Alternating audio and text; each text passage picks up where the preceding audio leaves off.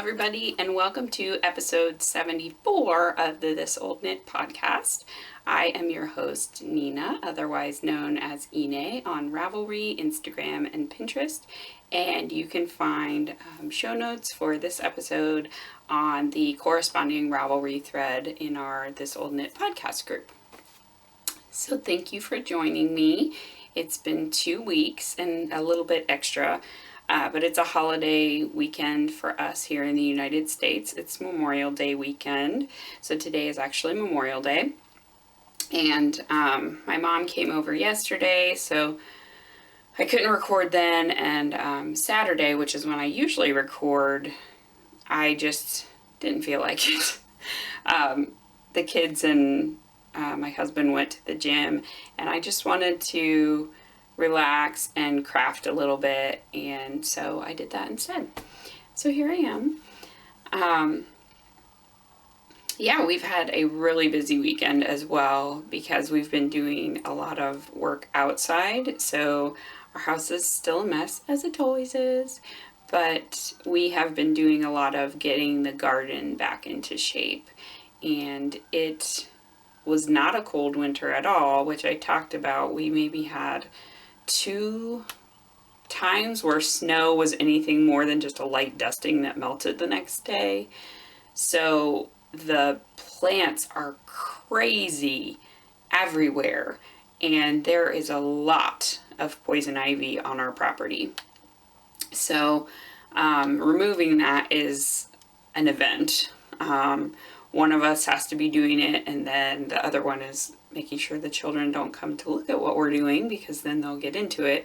So basically wear long sleeves, actually rubber band my sleeves down to make sure they're not gonna pull back as I'm working. And then I have work gloves on top of that. And then I have long pants, and it's hot outside now, so it's not super comfortable to be working like that. So we try to do it early in the morning or early in the day while it's still cool, because we can't really do it in the evening now. The mosquitoes are out.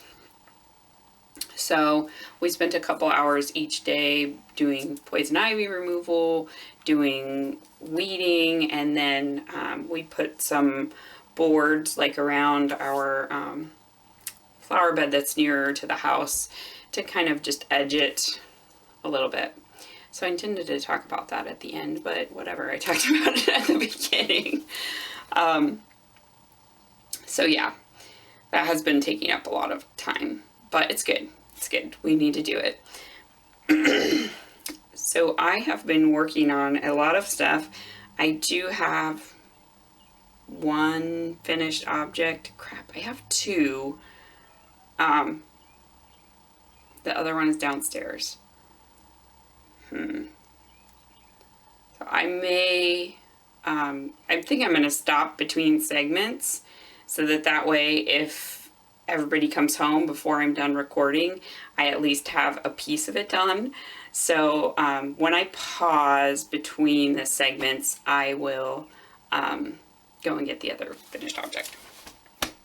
So, first finished object, which has a story with it, because all of my stuff has a story with it, right?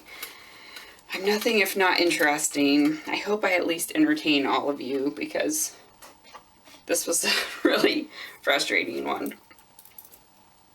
So I made socks for my husband, and I think I showed them last time. Yes, I did. So I used the Patchen's Croy blue striped rag colorway for the main part of the sock, and then Osterman Step Royal for the heel and toe. So I'll bring that closer so you can see it. I love the blue striped rag shade. It's very fun. It's it keeps you going when it's a really big sock, because it's one more stripe, just like any self-striping sock yarn. So here's the other one. And now for the story. So I finished both of them, and I was so excited because my husband as I've told you many times, only has 3 pairs of socks. So I was really excited to throw another pair into the mix. So I'm laying them all nicely on my desk to do my Instagram picture like you do. And I'm lining them up and I'm like, well, something's going on here. I'm doing something wrong. They're not lining up. So I looked at them and I was like, oh no, did I knit the feet different sizes? So I lined up my toes, I lined up my heels. Whew. No, I did not knit the feet different sizes. They're the same size, it's totally fine. Okay, so then I'm lining up. Something is still wrong. I look again and I realize that it's my leg that's a different size. Now I know the cuff's the same size because I always knit 20 rows of ribbing. Thanks to Sarah from the Love Sock Wool podcast. I used to do 15, she did 20, actually like 20 better. So I do 20 now. So I knew it was 20 on both of them. So what went wrong on the leg? I'm thinking, I took notes. I put them in my project page. I copied and pasted from another pair of socks I did for him that he really liked, kind of the fit of them overall. And he wears them with his boots a lot. So I wanted to reproduce those. So this one is from the notes, 20 rows of 2x2 rib, 76 rows of the leg, 18 slip stitch, so 36 rows total, nice turned heel, 61 rows of plain after the gusset, and then toe. Fine. I was knitting this one while I was at work. So I knit at lunchtime with 2 of my friends. And I thought, I have this in my head, it's fine. So what I was doing was I was taking a row marker and moving it every 20 rows so that I didn't have to count all of those rows every single time. So that's fine. In my head I had 61. I need 61 rows, 61 plain rows. So this one is 61 rows on the leg, 61 rows on the foot of plain. You see the problem here, right? 76 rows, 61 rows. Seriously, I'm an idiot. So I had stuck in my head the most recent set of rows that I had done, which was the foot rows. I didn't go back to check my notes to confirm the leg rows. So if you make notes for yourself, good idea to actually read them. Yeah. So I was showing them to my husband and he's like, oh, well, could you just rip back and add rows? And I said, if I rip out the whole sock, yeah, I could rip back to the leg, but I'd rip out this, which is not insignificant. He has a big foot. And he was like, oh, right. Thinking about you giving them to me to try on with the needles on them, I realized that that was not the best question. Hang on just a second. I have a bobby pin here. I kind of just threw my hair in a braid, but it's not, since it's kind of to the side, not all my hair is long enough to go there. Okay. We're sorted there. So he was like, well, I thought about cutting the cuff, like cutting down to the point on the longer one, and then just knitting the cuff back the other way, because ribbing looks the same both directions. So that would have been fine. But then I was like, but I don't want to waste all that knitting. So I said, well, I guess what I need to do is I need to knit you 2 more socks. And I'll make one shorter and I'll make one longer. And you'll have 2 pairs of socks. And he said, great. I'm not complaining about more socks. Of course he did. But he said, well, is there something you can do to make them distinguishable? Because if I'm getting dressed in the morning, because he goes out and walks every day at 5:30, before taking Megwin to school. And he's like, I don't want to be in the dark comparing and trying to figure out which one is which. And I don't want to have to turn the light on and wake you up. So I said, well, I'll put a stripe of red on one of the toes, and I'll do the same thing on the second one. So what I'm going to do is I'm going to duplicate stitch a stripe onto one of these, and then when I'm knitting the second one for that one, I will actually knit the red into it. So there you go. It's a finished object, but it's really not a finished object. It's 2 socks, and they're even the same yarn. They're just not in the same size. Who does that?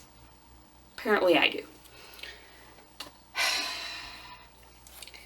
So I did cast on for this, the third sock, and I made sure that they matched on the tops too, so he'll have a couple of visual indicators of which one will match. So because the ball that I had left over actually started at the right point, so I didn't lose any yarn, I cast on for the second one of the shorter sock.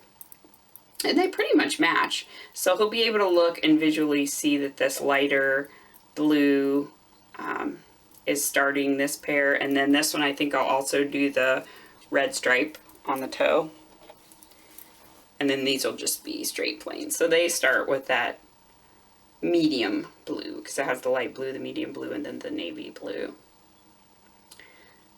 There's some weird glare because I'm looking at the window. I don't particularly like filming in the nook because the lighting is very challenging in here. I don't have an overhead light, but Megan has her dragon Legos construction spread all over the place in my craft room.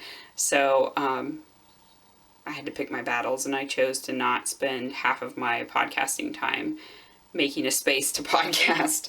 I'll just deal with the lighting as it is. And I think my camera is doing okay with the white balance. I just turned it on auto white balance because I was trying to set it and it kept doing weird stuff. I don't know.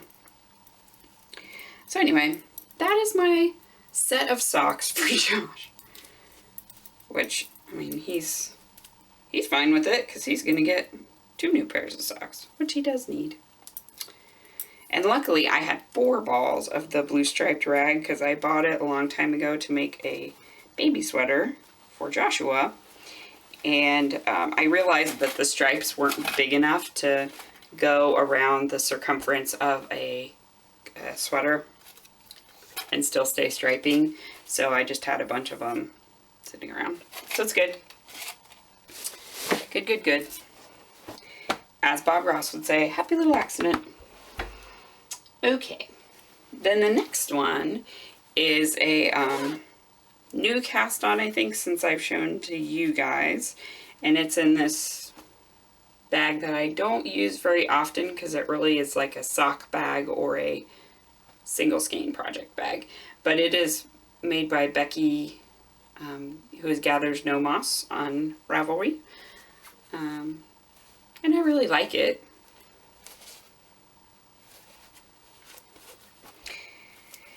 And what I did is I cast on for a sockhead hat. So I bought this yarn specifically to make a sockhead hat with about a year ago. Yeah.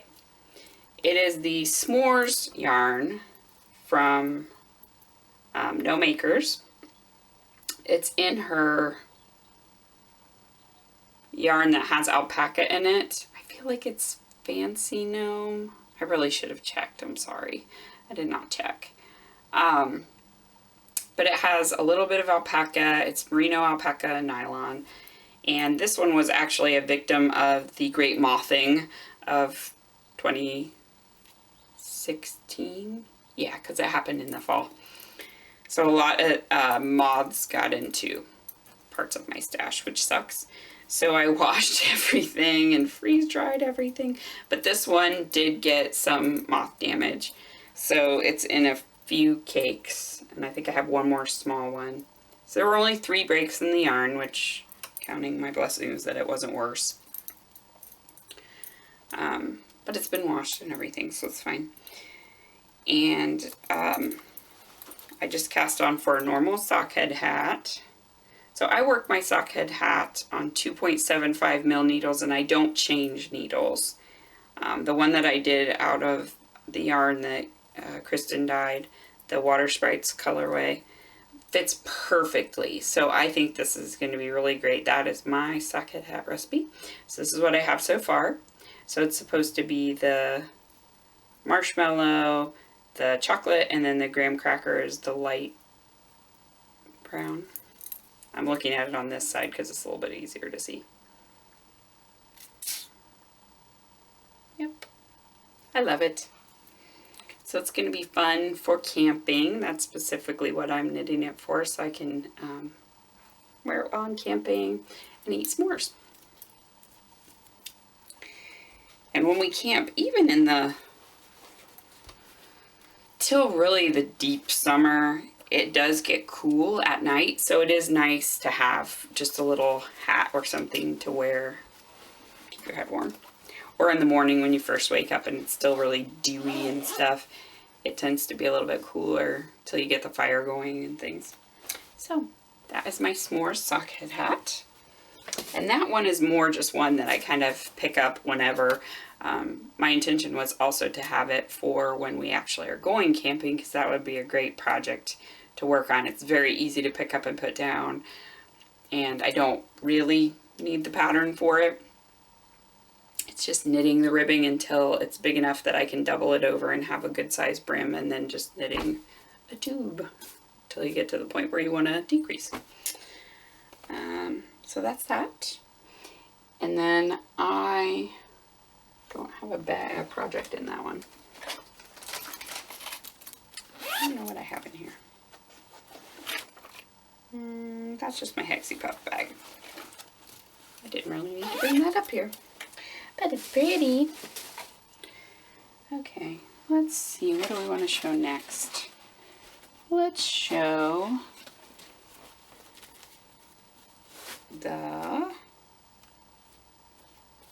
not that bag. I just grabbed my bag that I have for work. Oh, FOs. Okay, so this is a sewing FO, but you all said you were interested in seeing my sewing stuff, so I will continue to show it. So I finally sewed the teacups project bag that I wanted to do, and funny story about this one too. But I will share the bag first. So I made this bag with 2 fat quarters, 3 fat quarters, 3 sets from fat quarters. So this is 1 fat quarter. I cut it in half this way, horizontally, and then trimmed down the side to the measurements that I wanted. And I think I have enough of this left to make a notions pouch, so I may make a matching notions pouch. And then this fat quarter is just 1 fat quarter, again cut in half and then cut vertically down.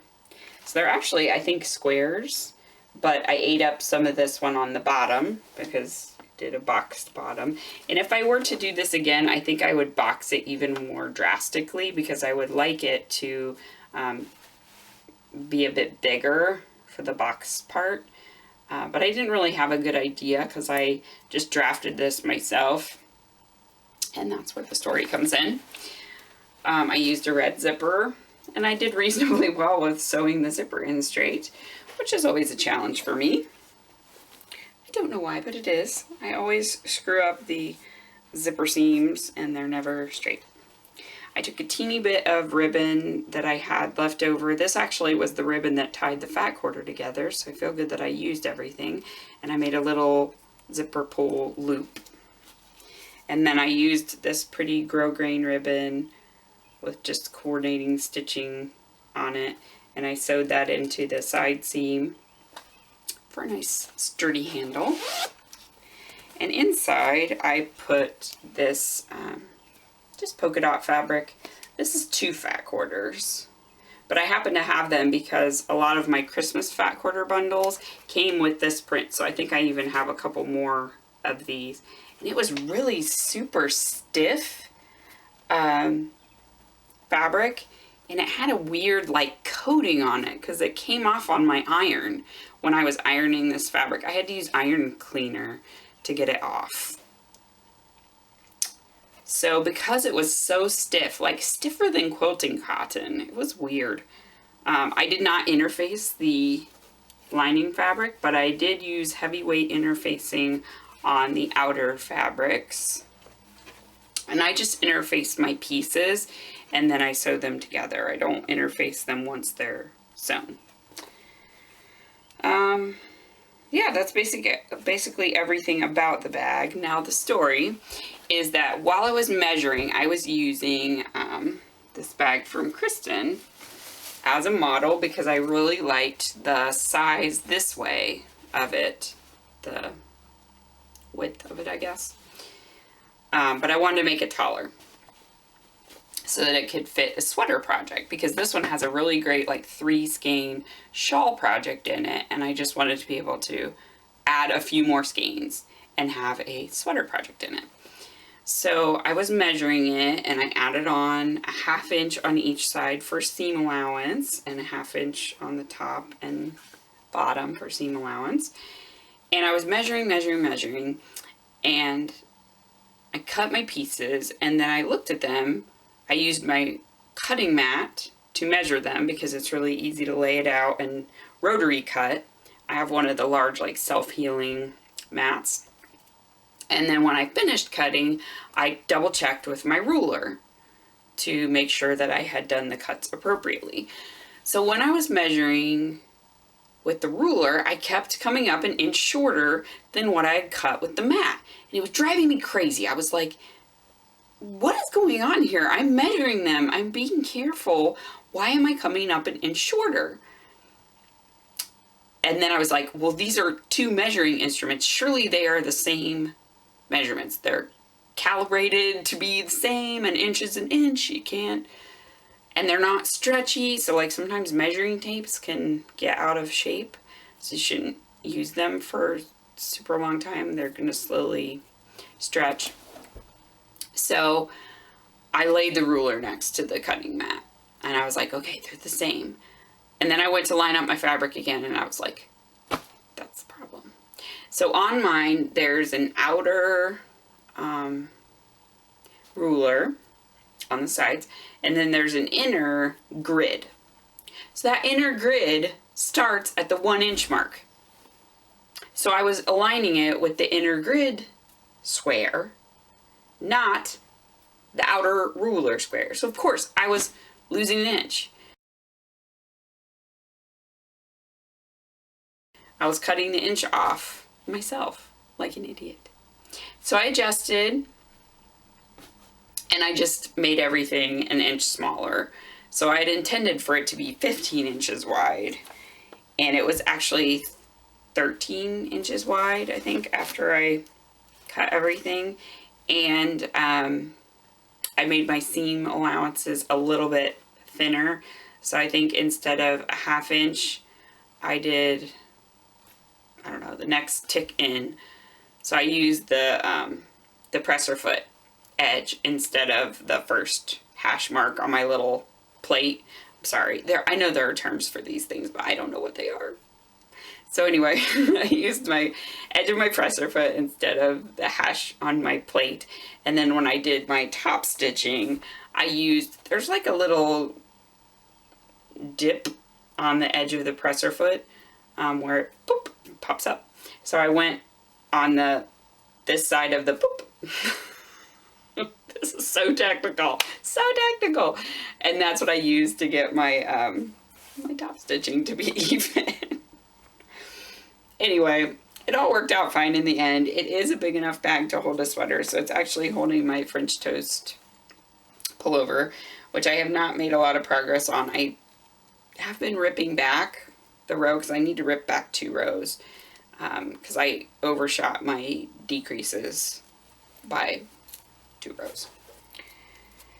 But you can see it comfortably holds. There are 4 skeins. 1, 2, 3 skeins, and then like 2 leftovers of skeins because I'm alternating, but those 2 together are probably a skein. It has my ablet bracelet, my pattern, and then it holds my sweater all in there, and there's still a little bit of room left on the top. So there'd be enough room for like a small notions pouch or tin. So overall, I'm very happy with the bag. I'm happy with the size it turned out. It does do exactly what I wanted it to do. So I definitely will be making more of this size because I am freaking obsessed with casting on sweaters. It's a little ridiculous. It's a little ridiculous. Because I have 1, 2, 3 gauge swatches for different sweaters. So yeah, there are definitely more sweaters in my future. I do need to finish this one. I'm just irritated at myself for doing that, so that's why it's not getting worked on.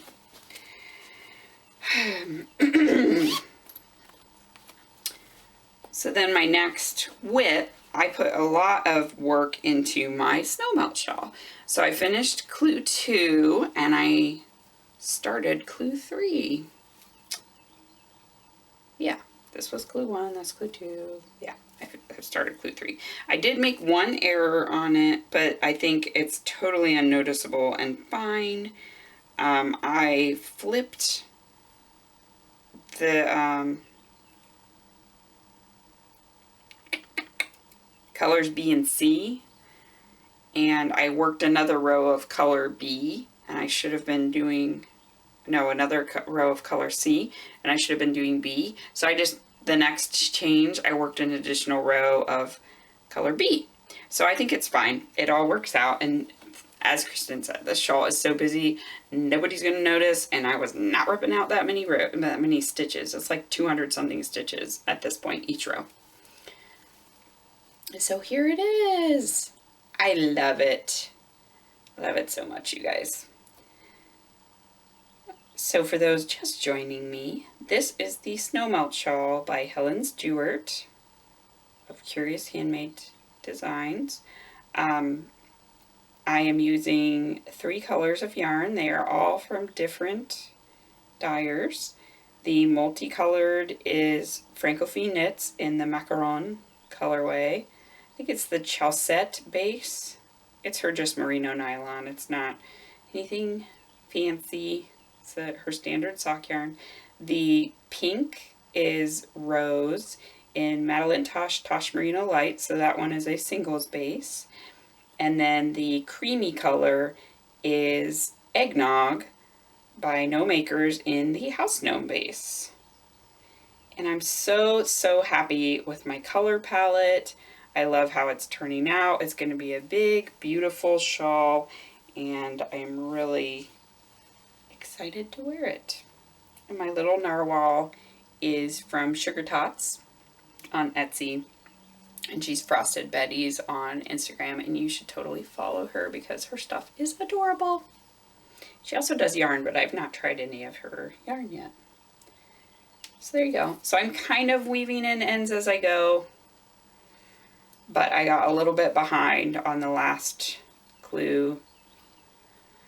Again, because I was doing a lot of this knitting at work, so I didn't happen to have my little notions tin with me that has the needles and scissors. But I don't have that many ends. You can see all of these down here have been worked in. So this is just 1, 2, 3, 4 sets that I need to weave in. So I may do that later today, just so that I've caught up again, because this does require a lot of cutting your yarn, but it's very nice that the pattern tells you when to cut your yarn. So if it doesn't say to cut it, just carry it up the side. And I like that it takes the guesswork out of that. I think because it was a mystery shawl, so you wouldn't have been able to guess if the color was gonna join back up at any point. So she took that guesswork out for you. And it is in my marshmallows bag from Kristen, which I love, and I smile every time I see it. So, Bone Vineyards. But she doesn't sell her project bags anymore. Just yarn. which is enough because it is creative and beautiful. And then, do I have any more whips? Yes, I have 2 more whips and then a cross stitch whip. Sorry, I have a loose needle in there. So these 2 are in my bag that I sewed and showed last time, which I love. I love how this one turned out. It's so cute. I love this fabric. So these are my Hidden Stairways socks, or my Hufflepuff House Pride socks, because I'm a Hufflepuff.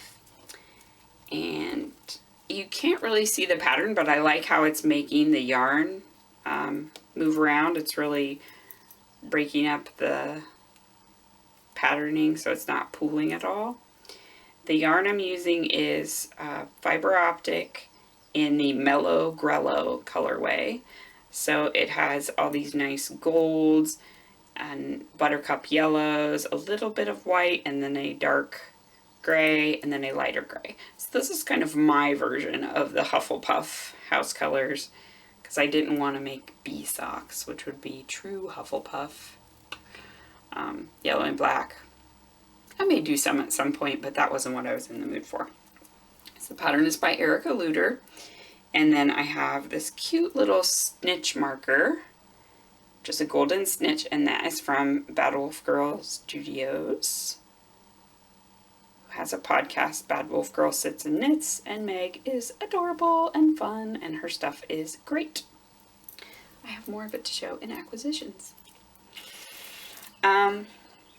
So those are whizzing along. I think I maybe have, I don't know, maybe another inch, and then I'll start the heel for those.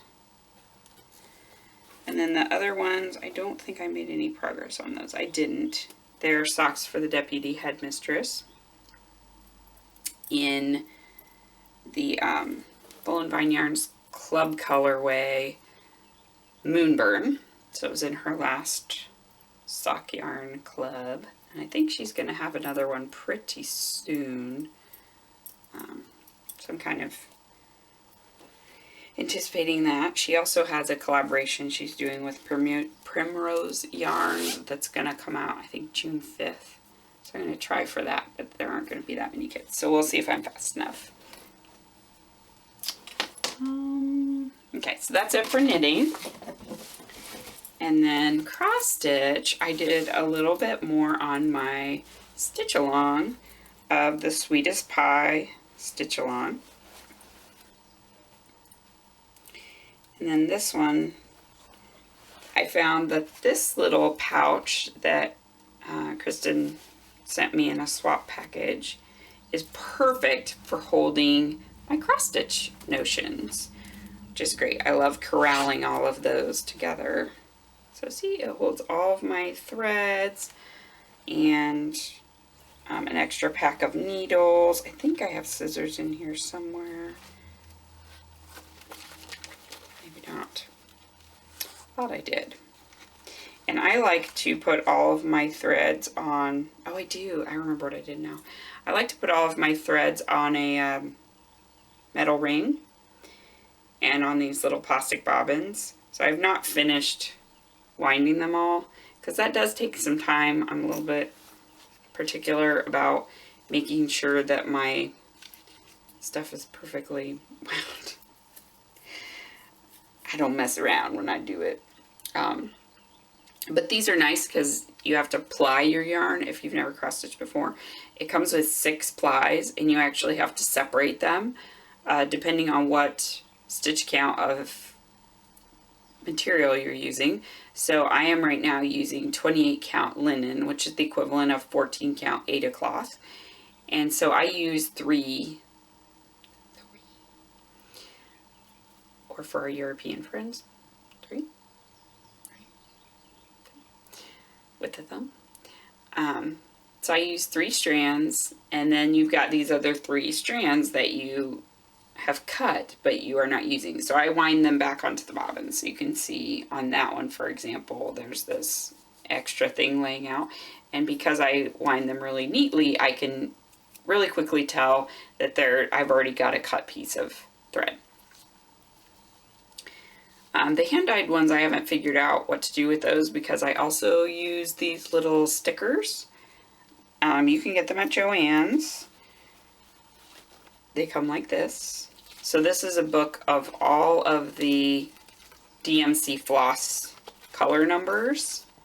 And you just peel the little sticker off and pop it onto your bobbin, which is nice. Because then you can keep track of what it is. And you can reuse your bobbins if you buy more. The problem is that none of the hand-dyed floss is part of these.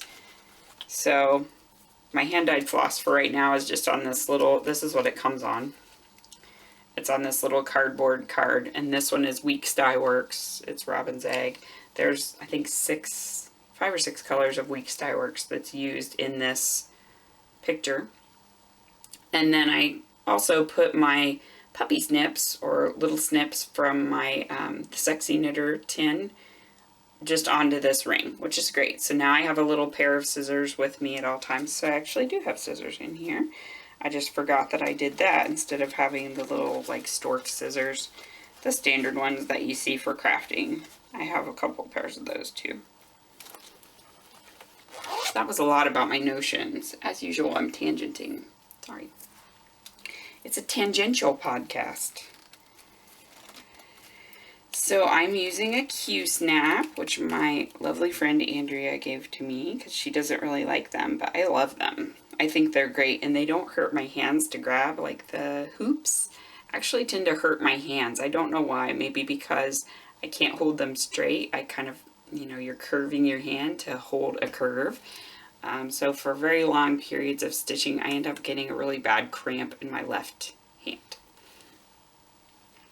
So here's what I've got so far. So for those who aren't in the know, the Frosted Pumpkin Stitchery is doing a year-long stitch along. You get a different pie every month. It comes out on the 15th. And it also comes with a little recipe for how to make that pie. So this month's was chocolate cream pie. And so I've done the little shelf that it's sitting on, and then each of them has like these little fancy plates that they're sitting on. It's kind of hard to see the crust. That's my one beef with this particular. Sorry, I got cut off there. So my one beef with this particular one is because my fabric is so light. The floss color that they picked for the crust is a little bit hard to see. But I think it'll be fine once the actual pie is on there. And when you get closer, you'll be able to see it better. So I've just started on the chocolate part. And then I'm using this really cute pumpkin spice latte needle minder. I bought it through Frosted Pumpkin Stitchery, but it's also a Stitch Runs Through It is the shop. And she has all kinds of different fun wooden laser cut needle minders. And these are really nice because they have a really strong magnet, so they stay on really well. I've had much better luck with hers than some of the other ones I've bought elsewhere. I think that her particular way that she does the magnets, they just stay on so nicely. So I'll move my needle a little bit because I don't think I had this on here last time. So it has a little, Frosted Pumpkin Stitchery has Sugarloaf and Jack are their two mascots. So Sugarloaf is just a pumpkin and Jack is a jack-o'-lantern with a little handle. So he's a jack-o'-lantern that you put candy in, a jack-o'-lantern candy bucket. So he's the one that's on there on my little pumpkin spice latte cup. But I thought it was fitting because coffee and pie. The best combination ever. So not a lot of progress, but I'm happy with it. I think it's super cute and it's something fun and different to do. And I'm keeping that in my bag from Autumn, who's Coddington Autumn on Ravelry, because it is the perfect size. Oh, no, it's okay. Making sure we didn't have children descending.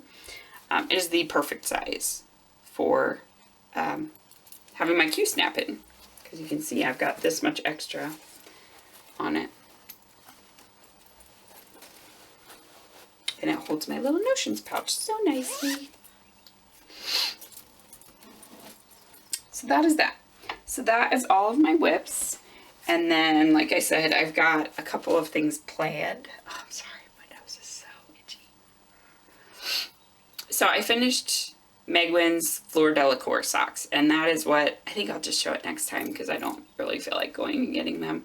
I had them in my purse because we went and bought new tennis shoes for Megwin. She grew out of her ones she was wearing before, so she's up to a size 2 in girls. She's got 8. Soon she's going to be wearing my shoes. So after I finished those, I was talking to her about socks, and she said she would love to have lots of different Harry Potter socks to wear whenever she watches the movies or when we read the books. So she wants me to do all her favorite characters, and I love knitting themed socks, so I'm happy to oblige. So I think the next ones I'm going to do are with the Hermione yarn from No Makers, and her socks are really fast, so I knit them on 56 stitches. And the leg isn't super long. I mean, they're kid socks, so, you know.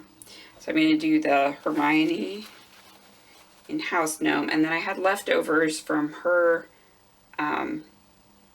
Little Honey pullover, and I did hers in 2 colors of tweed, which is the Scruffy Gnome base from No Makers. So this one's strawberries, and I think those are going to be really great together. So I'm going to do this for the body of the sock, and then heels and toes with the strawberries.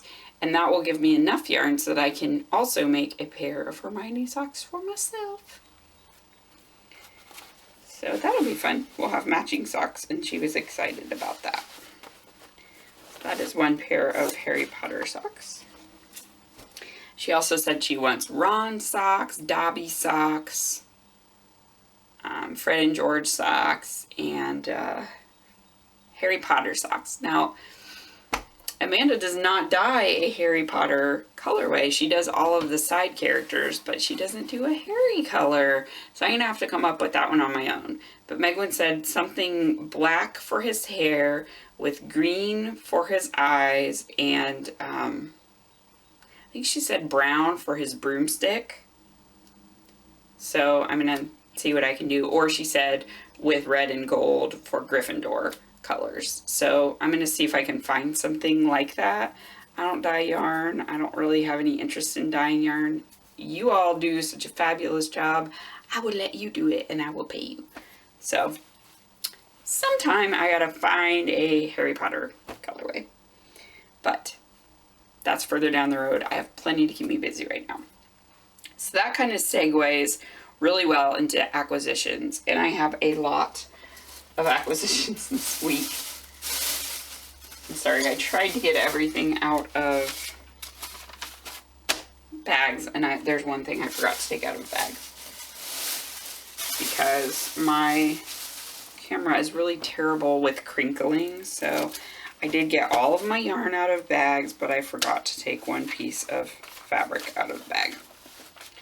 Okay, so we'll start with yarn. So I got 2 things from Meg's shop. So as I said, Bad Wolf Girl Sits and Knits, and she has, you guys, the best, softest sparkle yarn I have ever felt. I don't know what base she uses, but it's super, super soft. And her regular yarn, I got some that was non-sparkle, is just as soft. So I got to continue Megwin's Harry Potter themed journey. She is a Ravenclaw. She got sorted into Ravenclaw. So I got some of Meg's Ravenclaw House Pride colors. And she makes all 4 of the house colors. You can order them, and she does mostly dyed to order, but I think she does have some stuff dyed up. So you can actually tell her whether you want the stripes to be thinner or thicker, whatever you want. So Megwin wanted sparkle for her Ravenclaw socks. So this is the Ravenclaw colors. And if you check out Meg's podcast, I think the 2 episodes back, she does still have a coupon code for her yarn because she's doing a House Pride color cal, and with the Cables and Crew Necks podcast. So you can go check her out and watch her podcast and get a discount on yarn. So I used that for this. And then I also got, this one is Sea Serpent or Sea Dragon. I think it's Sea Dragon. So it's a tonal minty seafoam green. And my thought is to pair this with something for a shawl. I don't know what yet, but I really want this to be in a shawl. It's so nice. So something for the 13 months of Magic Cal, but I have not decided what it'll be yet. Yeah, I don't know. Probably something from the Shawl Society too, because I'm going to try to knit all of those patterns that I already have my yarn picked out for the first one. So maybe the next one I'll see if I can pair something with that. So those were my two from Bad Wolf Girl Studios on Etsy. And then I was looking at Knit Picks to get some more yarn for my husband for socks, because I'm trying to do 3 boxes of socks for this year. So only one gets to count officially for Kristen's box of socks Cal through the Yarngasm podcast. But I'm also trying to do a box of socks for Megwin and a box of socks for Josh, my husband. So 12 pairs for each of them. And then Joshua is actually growing into a lot of the socks I knit for Megwin when she was a toddler. So that's why I'm not talking about him. He has hand knit socks. Fear not, everyone. He does have them. But Megwin doesn't really have any for her new shoe size. And she's going to need some for camping because we do a lot of hiking. And hand knit socks are the best for hiking. And then she also will need some for school next year. So I wanted to get a nice set of sock. And I have never tried the stroll fingering hand paints. And Sarah from Love Sock Wool had sent me a set of mini skeins a while back that of just leftovers from her projects, and there was one called Crayons, and I loved the color so much. So I really wanted to get that, but it's not available, so it was probably a discontinued colorway. But they did have this one, which is Gumball. So Stroll Fingering is 462 yards, 75% merino, 25% nylon. And as I've shared, Knit Picks is local to me, so their warehouse is actually across town from me. So I consider it still supporting a local business. So this one's Gumball, and it is so cool. I love all the different colors of it. So to go with that, so I can stretch it out a little bit more, I got a Stroll Fingering Tonal in Cucumber. So I'm thinking either this for heels and toes, or the Turkish Delight Hawthorne that I used for my Easter Bunny, chocolate Easter Bunny socks. That also would go really well because it kind of matches this very purpley stripe. So I could do either one, or maybe I'll do both. Maybe I'll do mine in these two and Megwin's with the pink. I don't know what I'll do yet, but those two go very nicely together. And then I also got the Make Believe color. I meant to get Coffee Shop, and this one was right next to Coffee Shop on the color page. So somehow I stuck my one in this box and not in the Coffee Shop box. So Coffee Shop has this nice little minty color in it too. Whatever, I'll get it at some point. That's fine. I have stuff to knit through first. If I knit through these 3 pairs, then I will get Coffee Shop. But this one's Make Believe, and I actually really like it. So happy little accident.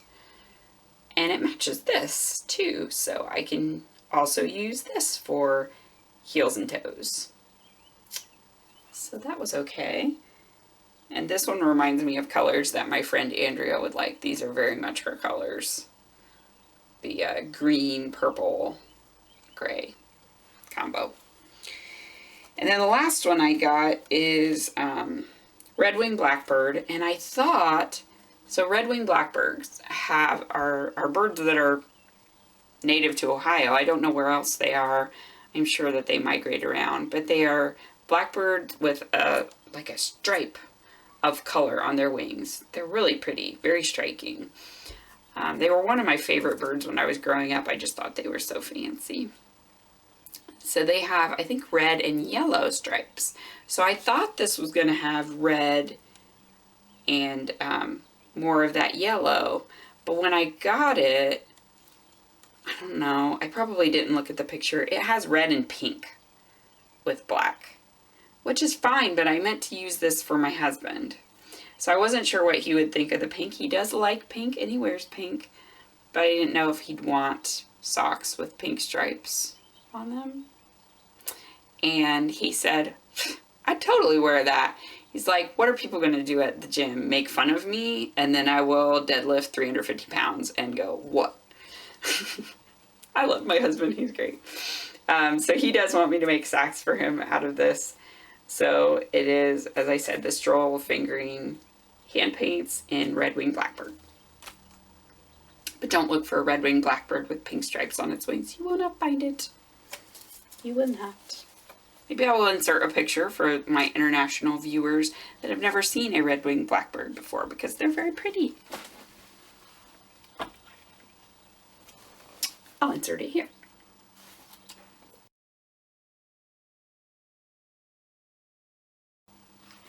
Okay. And then my last one also has a fun story.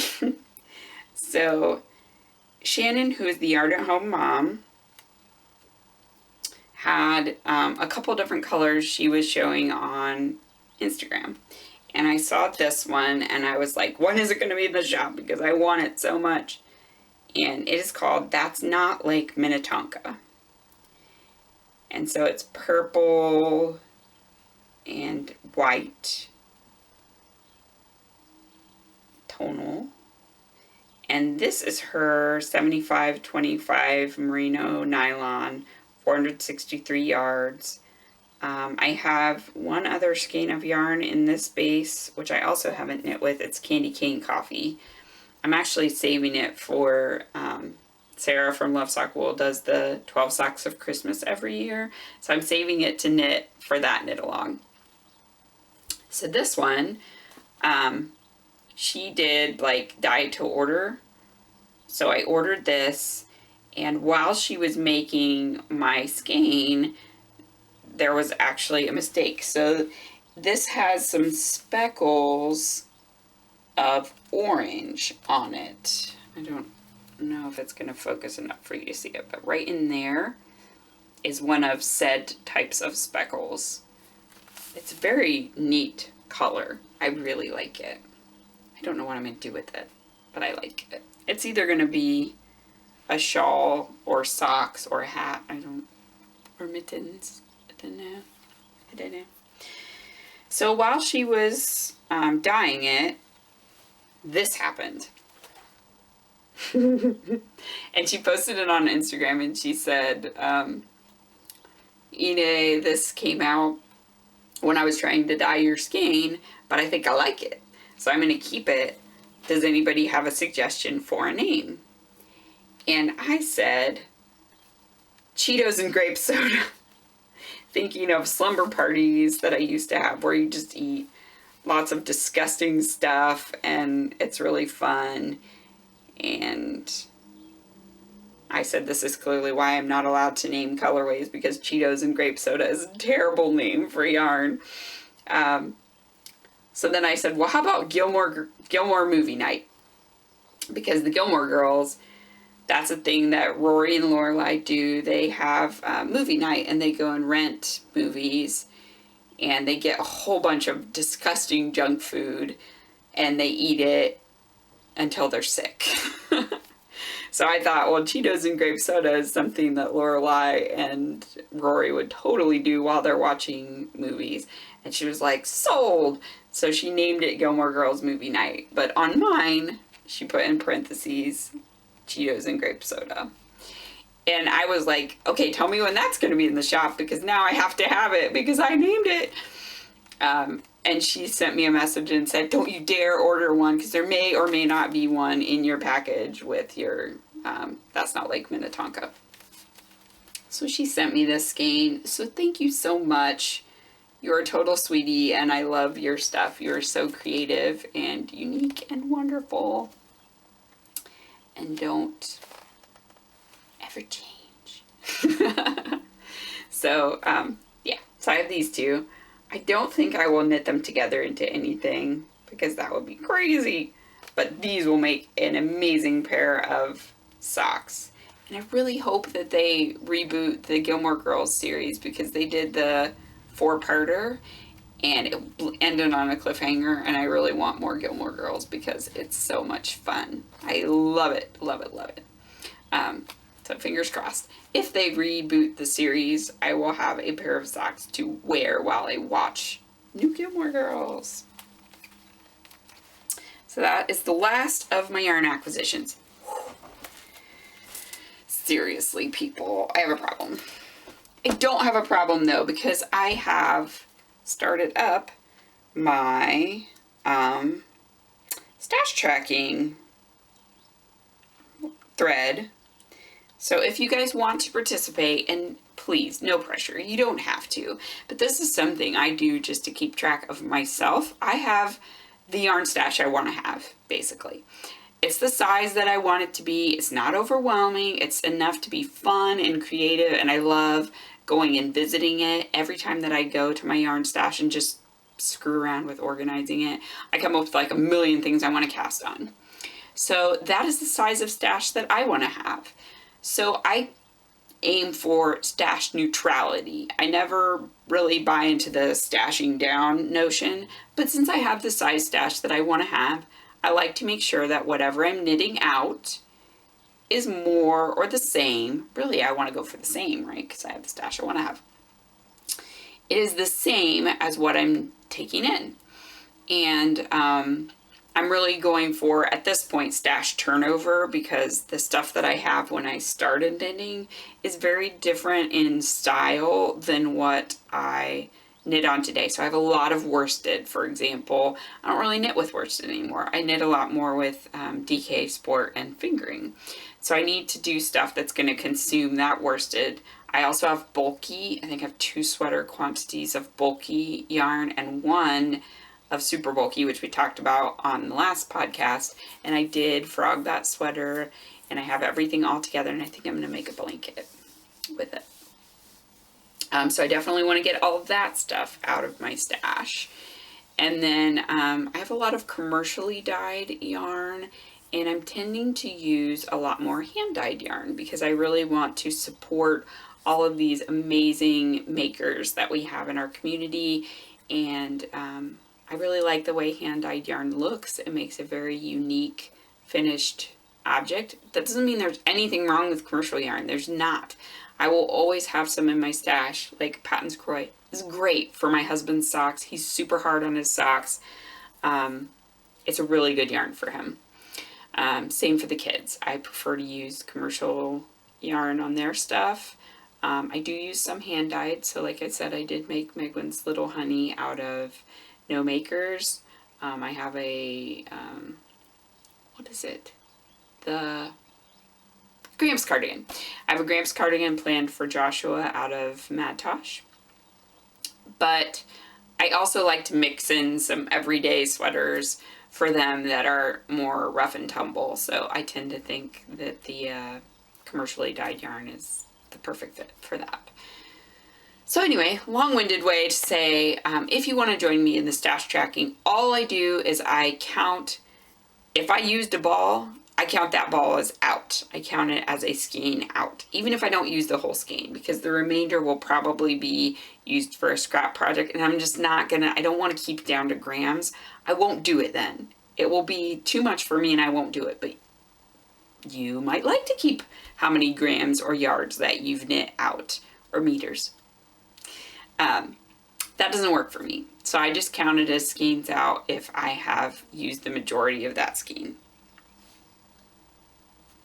So, as of 5/21/17, my stats were for just this year, 33 skeins in and 78.5 skeins out. Now that is a combination of I have given some yarn away and I have knit some of that yarn. So it's about 3/4 knit and 1/4 giving stuff away. So a couple of them I had 2 blanket quantities of yarn that my 2 knitting friends at work, I gave 1 to each of them. And then I have a cotton quantity of undyed mercerized cotton that my sister is experimenting with dyeing now. And she's made some really cool stuff. But I wanted to give her that cotton so she could experiment with cotton versus wool and how they play differently. So I'm going to send that bag to her, and I think that's like 12 skeins. So anyway, that's what I have. So if you're interested, I started a stash tracking thread in the This Old Knit group.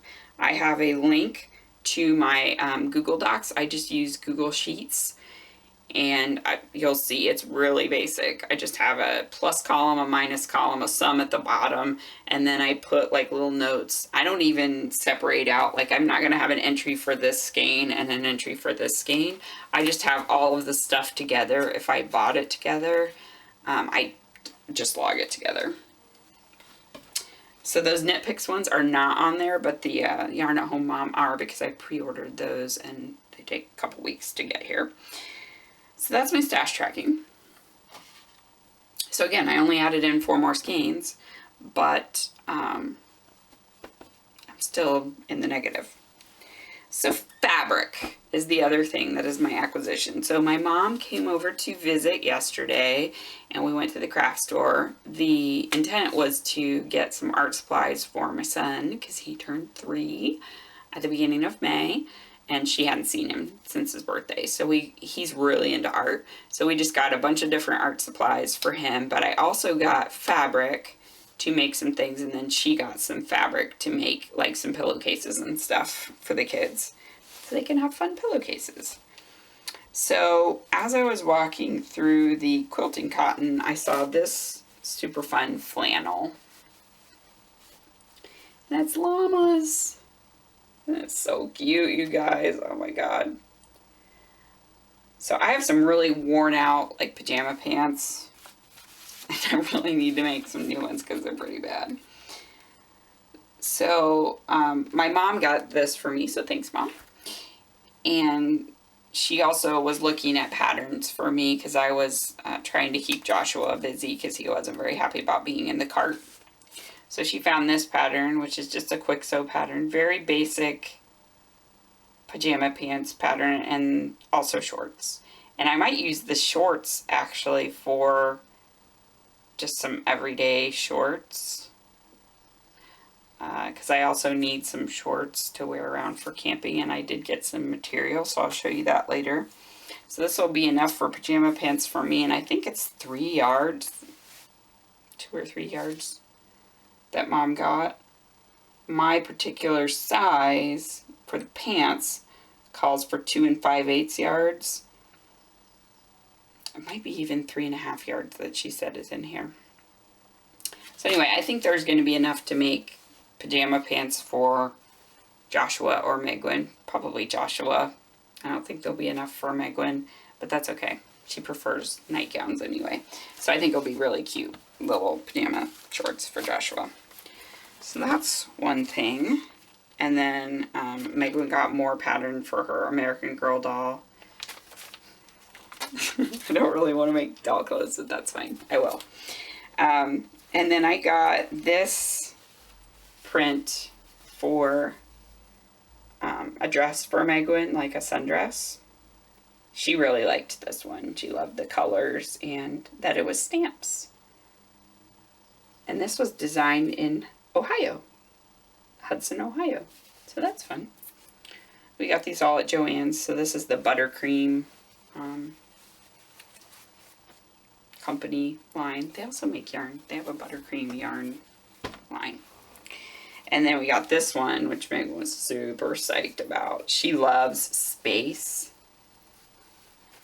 So I'm either going to make a pillowcase for her.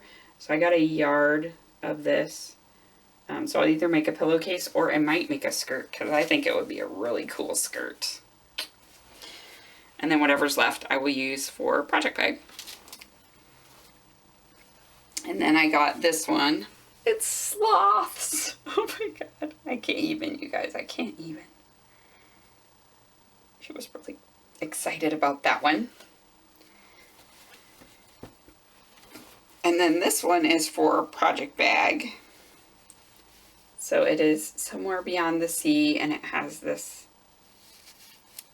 kind of sea captain and this listless mermaid. And narwhals, because narwhals are the unicorns of the sea. So there's that, and then I got this. Sorry, I'm looking for which way is right side up. This fabric, intending for it to be a liner for the Beyond the Sea fabric for project bag, but then there wasn't a ton left on the bolt, so I just said, just give me the whole bolt. And I think this would make really cute shorts for me. I think they would match a lot of stuff because it's almost like a denim color, but it has that fun print. So like I could totally see it wearing with like the shirt I have on. So white t-shirt or tank top with this fun fabric. So either shorts or potentially a skirt, but I might do shorts because those are a little bit more versatile. As far as camping and the lifestyle that we have, so hiking and that kind of stuff. I don't really want to do that in a skirt. Kudos to all of you who do. That is not my thing. Not so easy when you're wearing your kid, and at one point I was holding the leashes for 2 or 3 dogs and helping Megwin along the way, and you gotta hump all the stuff. Now my husband usually has a lot of the snacky stuff, but he's also collecting deadfall for our campfire. So he has a separate bag that he's carrying for that, so he can't carry everything. So anyway, I think those two will be really cool for a project bag. And then also for shorts. So that's all of my fabric acquisitions. And that is everything I have as far as stuff to show you. So, things I have been doing, watching, reading, etc. So I was really excited about the new Anne of Green Gables series, the Anne with an E on Netflix. And I am very, very disappointed in what it is. So, for those who haven't watched it, a couple of cautions. It is not, I repeat, not kid-friendly. It is very graphic. I was chatting with Sarah about it, and she said that the person who is the director or writer is the same person who did Breaking Bad. So just putting that out there. And then it left me with a really different feel than the books. I think that Lucy Maud Montgomery would be turning in her grave if she were to see what they have done to her story. They make Anne basically have PTSD. That's more or less what I think. Now, granted, she may have, if we were to see that person in real life, because she created this very elaborate fantasy world for herself to escape, essentially, from the foster child orphan life that she had before she came to Green Gables. Fine. I do not need to see graphic scenes of a child being beaten. I don't agree with corporal punishment for children, so let's just put that out there right now. And no, not saying anything to judge anyone, but I don't need to witness it. I don't beat my children, so I don't need to see that. I can't handle it. Just can't handle it. There's also a really, really graphic scene of her being tortured by other orphans in the asylum. In the book, that did not happen. Didn't happen. She had friends, but she said it was very boring and rigid, and, you know, they had a routine and stuff like that. But it does not say anything about her being tortured by a group of girls. I skipped parts of it because I couldn't handle it. I felt physically sick. And there was a big elaborate scene about Anne being sent back to the asylum because of this brooch that she loses. Now, in the book, all that happens is that Marilla threatens that she can't go to a church picnic. They've already decided that they're keeping her at that point. They don't send her back and she tries to escape to Nova Scotia to find her family, and Matthew goes to town to rescue her and gets hit on the head and gets a concussion, and he's wandering around and she's crazy sauce. Don't add crap to a classic book. Just don't. Just don't.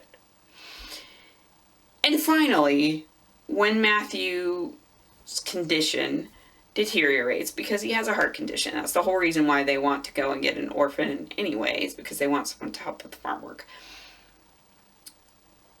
In the show, he ponders and attempts to commit suicide with a gun. The Matthew in the book would never do that. He just wouldn't. It's just not his style. That's not his personality. He's not going to do it. He doesn't try to commit suicide. He just eventually collapses in the field because he just keeps working, because he's just a head down, get his work done kind of guy. Again, they're just not necessary for poetic license. Like, that is way beyond poetic license. There are characters that are completely missing, that are very pivotal to Anne's development, not even in the show. Like Miss Stacy. Huge! Not in the show. Who else? Oh, they have this part where the aunt of Diana Barry, Miss Barry we'll call her, comes into the show. Well, she comes in way different time than she did, and they go to find her when they're selling stuff to save Green Gables, and like they get attacked by these brigands, and those two men later come to Green Gables, and that's where they end the series. Season 1 of the series is these two guys show up, and they're criminals, and they've beaten up Jerry Bloat, who's the French hired hand that they have. So there's going to be some intrigue there, I guess. Again, it doesn't exist in the book. What the heck? Why? It is so freaking dark. This new show is so freaking dark. It is not Anne of Green Gables. It is not this at all. I don't know what it is. Fine. You want to watch it? Fine. But don't go in with the expectation it's going to be this at all. And I feel really terrible for people that have never read this series, because they're going to watch that and think, oh my gosh, I can't let my kids read those books. Those books are terrible. It's like Game of Thrones for Prince Edward Island. Ugh. Just ugh. So, as a palate cleanser, I started rereading the series because I just couldn't leave it like that. I mean, I was crying, just crying for parts of it. And I made myself watch the whole season to give it a chance, because I thought, okay, maybe they're just being really dramatic at the beginning of the season to hook people, and they're making it a little bit crazier than it needs to be, but surely it's going to settle back into the story that we all know and love. No. So, watch it at your own peril. Maybe you'll enjoy it. Maybe you will.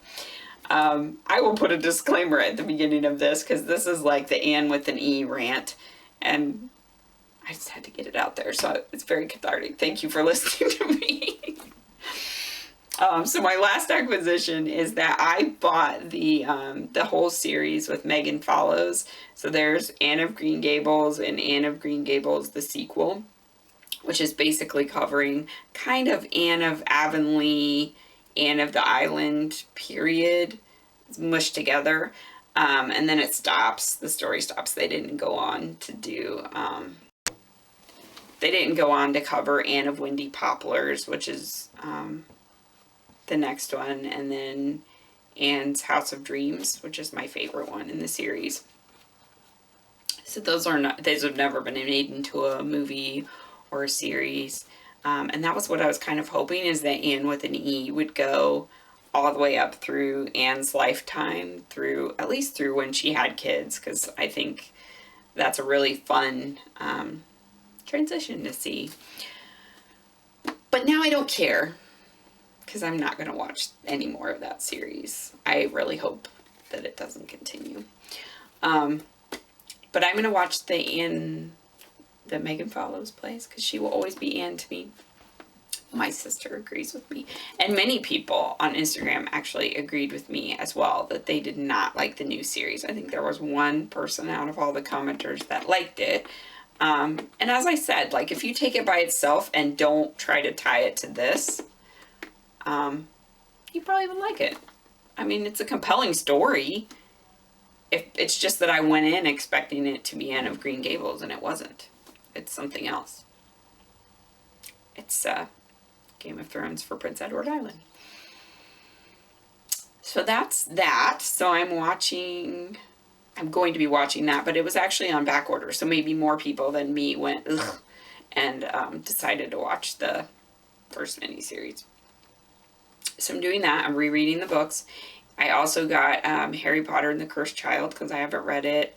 So I'm interested in reading that, and I also want to check out Fantastic Beasts and Where to Find Them. But that one was all out at the library system, and I think it was had 2 holds on all the copies as well.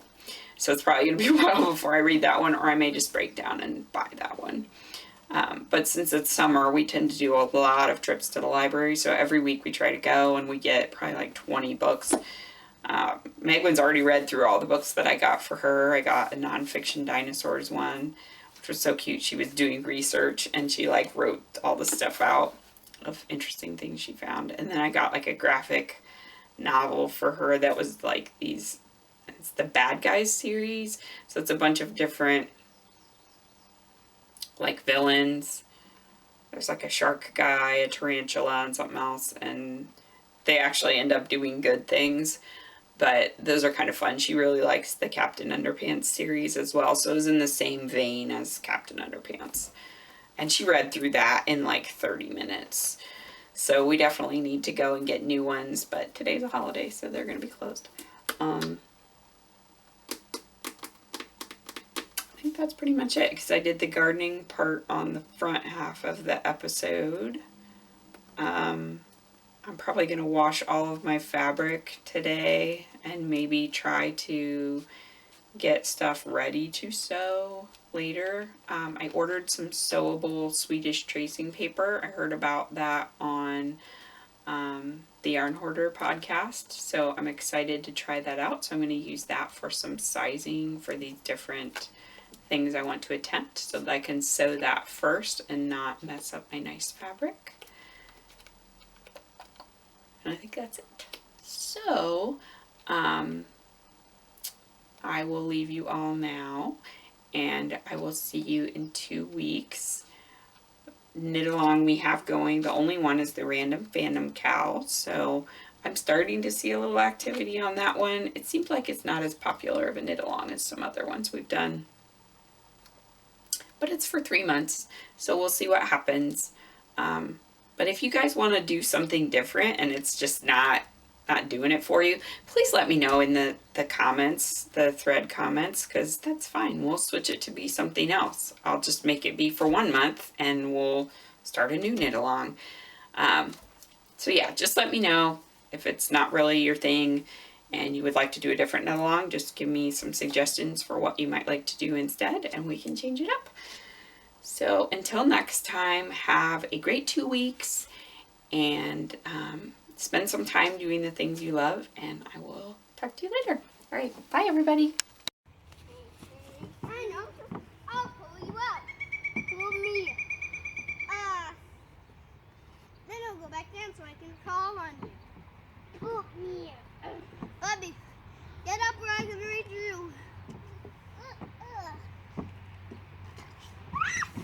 Bobby,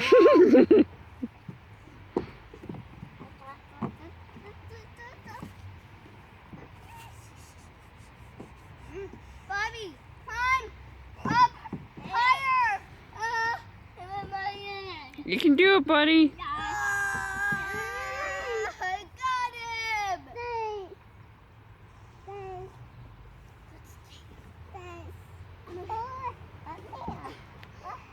Get up. Come on. Use your muscles, Bobby. Use those big muscles.